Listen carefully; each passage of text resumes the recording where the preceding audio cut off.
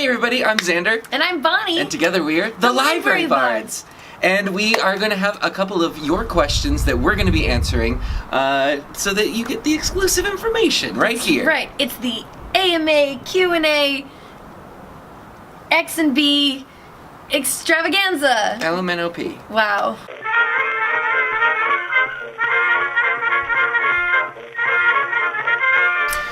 The Library Bards was formed because of our desire to create something that was ours. Like, we had both done the reality shows. We did The Quest on ABC and King of the Nerds on TBS. And we were getting asked to come to these pop culture and comic conventions to speak. And we were like, this is great, but it's going to be very short-lived because reality TV fame is so. So we were like, how can we continue going to cons and continue working together and doing things together, but on a project that we create ourselves, kind of like that we have full control over. Yeah. And that's kind of how the Library Bards were formed. We're both musical. Yeah. We're both comedic. I mean, so we think. Oh. But we wanted to play into that because we didn't have anything at the time that was really music-based. And so I think we both wanted to get into that space a little bit. Yeah. And it's also celebrating the fandoms that we love. Right. So, like, the whole concept of the Library Bards is us singing about things that we want to sing about and nerdy fandoms that we're passionate about, and to share it with the audience so they can enjoy it with us. We're having a good time, and hopefully you guys are too. I mean, we're hoping.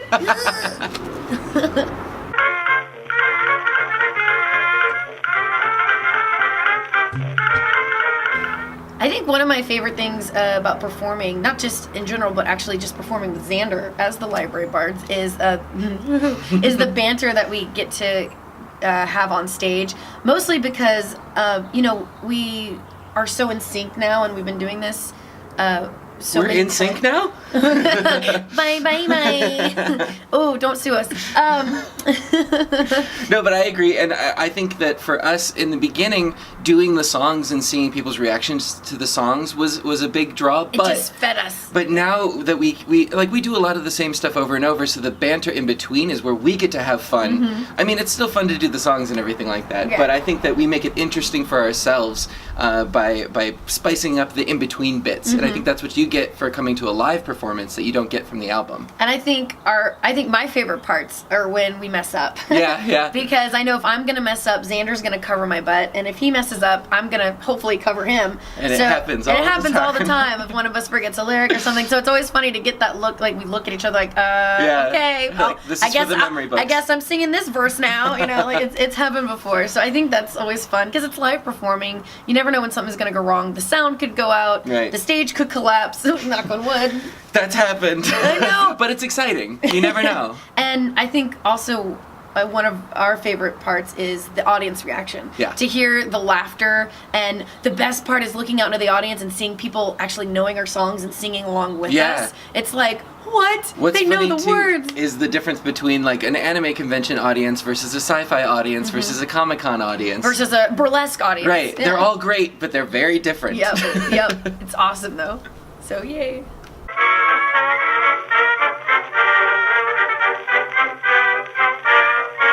Oh my gosh. I think one of the highlights at a con for us was we were at Amazing Las Vegas Comic-Con. Yes. And we see so many people, so many amazing cosplays and everything, and we look down the aisle and we see a brother-sister combo coming down cosplaying as the Library Bards. They made their own versions of our costumes. They had made like bracers out of foam. They made their they cut up some fabric and made our outfits. And they ginger swapped it. Yeah. So the sister was Xander. And the brother was me, and it was the coolest thing ever. And he like sprayed his hair red, and she was like, "I'm so sorry I didn't get blue hair." I'm like, "No, it's totally fine." It was amazing. It was so cool, and so I think we were fangirling more than even they were to see us, because like they came to see our concert and we were just like, stunt doubles. We kept pointing them out, and they were like, okay.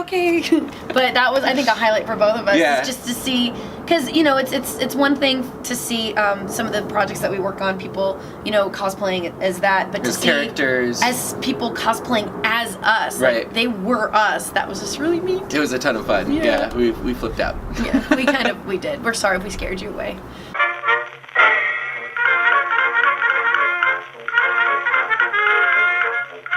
So, an embarrassing story from my childhood isn't necessarily on me so much as it is on my parents. There is a photo that is up still to this day in my mother's bathroom. It's framed up on the wall. Oh, I can't wait. I need to go see to your mom's house. Yeah, when I was a small kid, we had a porch outside with, it was like the 80s, so it was the chairs that were plastic but like woven.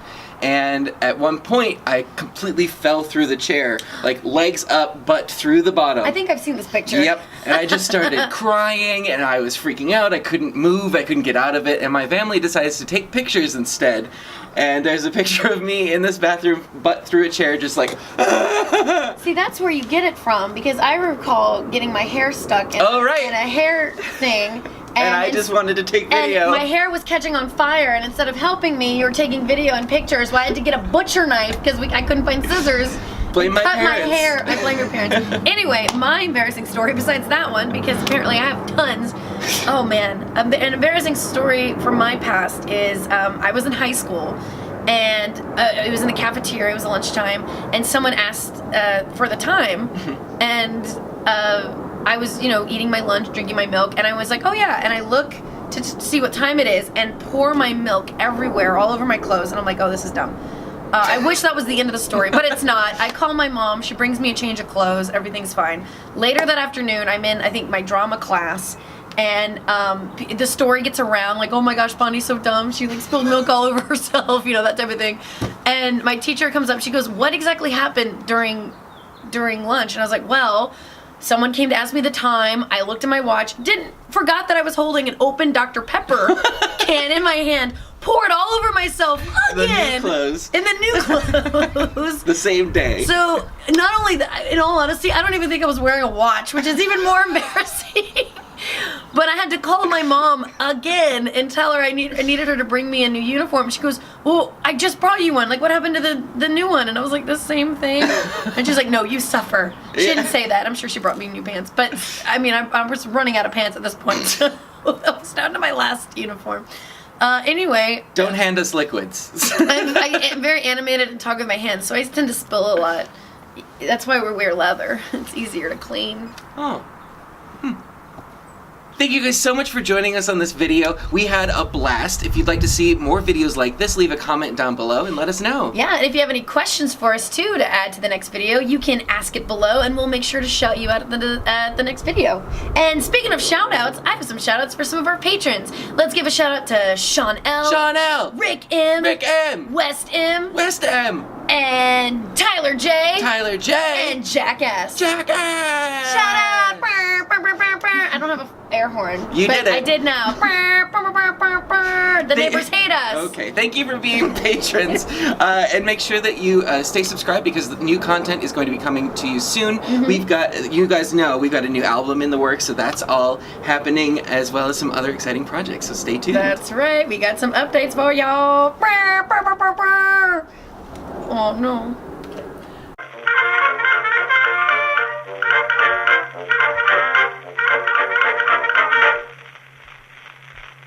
You don't know how to end. You just I just keep digging holes. Fortunately, you have enough of a pause where I can do it. No, it's fine. Keep all the awkwardness in. Oh my god. That's what people love about me, right? Awkwardness. Scene.